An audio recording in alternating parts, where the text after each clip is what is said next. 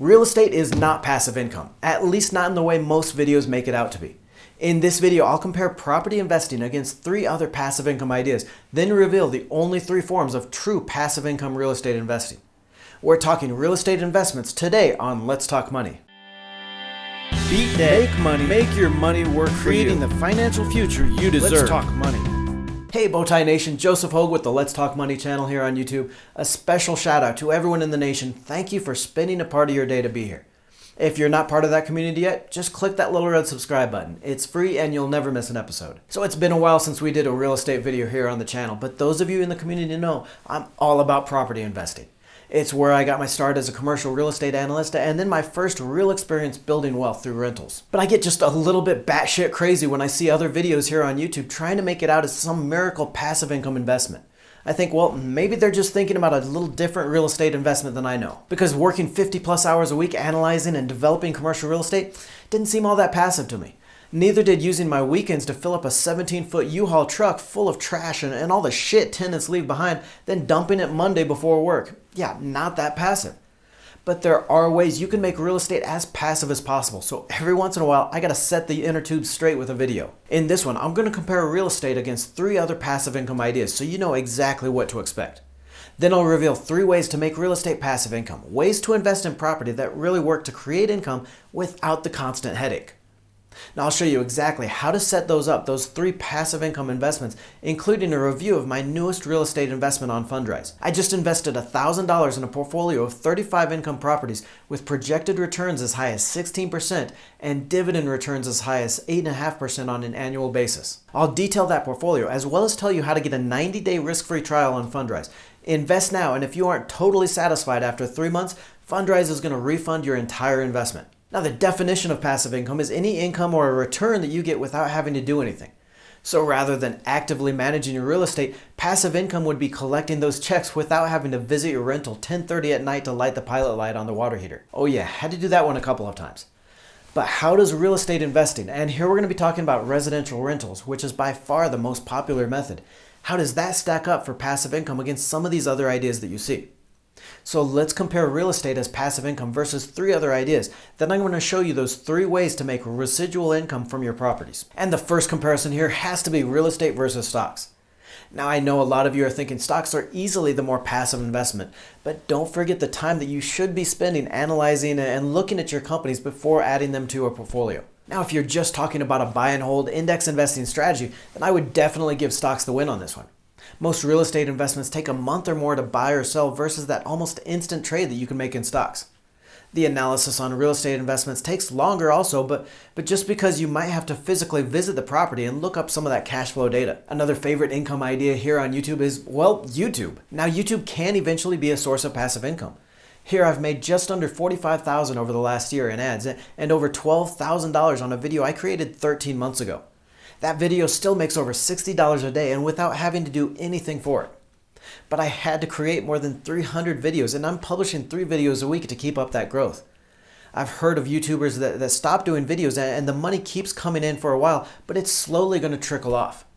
With real estate, even if you're doing that bare minimum, that property is still there earning rent and appreciating in price. Finally here, before we get to those 3 passive income property strategies, is real estate versus my favorite passive income idea, self-publishing. Now those of you in the Bowtie Nation, you're probably tired of me talking about self-publishing, but this is easily the most passive form of income that I've found.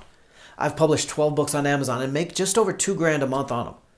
It takes about 3 months to develop a book idea and publish, but after that, it's almost completely passive income. So definitely have to give the win to self-publishing over real estate on this one. I promise you, everyone has a book in them, so give this one a try at least once and thank me when you're collecting those checks.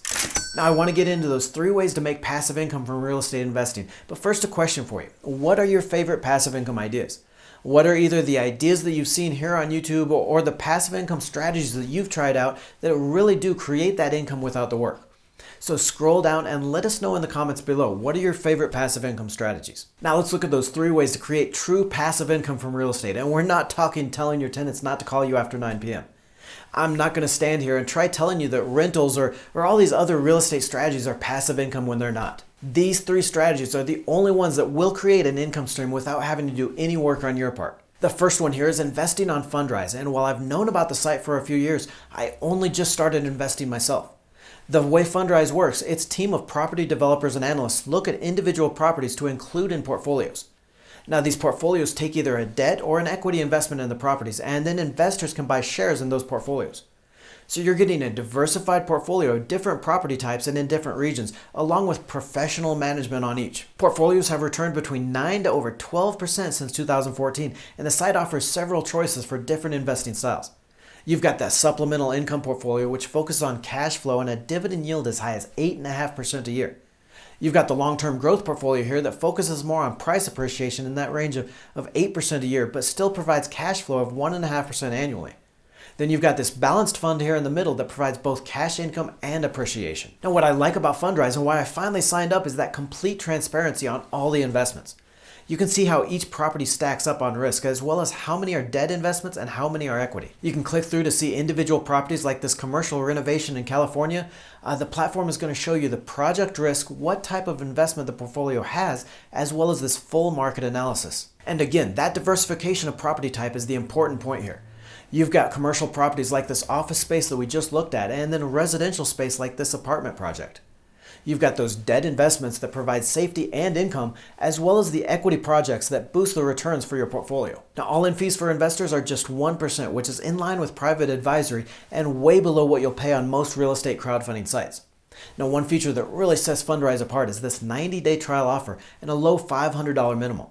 Invest as little as $500 in the starter portfolio and try it out for 90 days. If you're not totally satisfied, you get your entire investment return. Now, I'll leave a link to that free trial offer in the description below the video.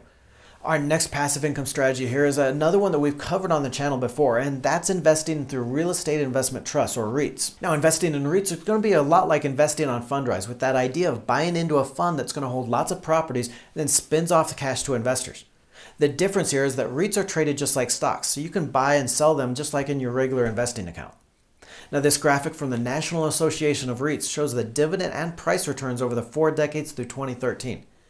REITs have provided an average total return of 13.5% over the period, with 8% of it from dividends. And what I love about REITs is that you can buy funds like this Vanguard Real Estate ETF, ticker VNQ, which itself holds more than 200 REIT companies, or you can invest in the individual stocks that specialize in a property type. I've got an IRA account that is almost completely invested in REITs, with returns between 11% to 52% since setting it up last year. In fact, the 2 worst investments in this account are the only 2 non-REIT stocks, Newmont Mining and Lending Club. Our final passive income real estate strategy, and this is also one of my favorite ways to invest with no money down, is the lease option strategy. Now, this strategy solves the problems in real estate and rentals by making it so the tenant cares just as much about the property as you do. No more late rent checks, no more evictions, and no more filling up the truck with that trash after they move out. The way a lease option works is you rent the property out, but the tenant signs a rent-to-buy contract where you're providing financing. You get a down payment of maybe 10% plus monthly payments that cover rent and the purchase option on the house. So let's walk through an example here. Actually, this is straight from one of the houses that I've sold on a lease option. Now, this was the second house that I bought, a 768 square foot 2-bedroom on Franklin.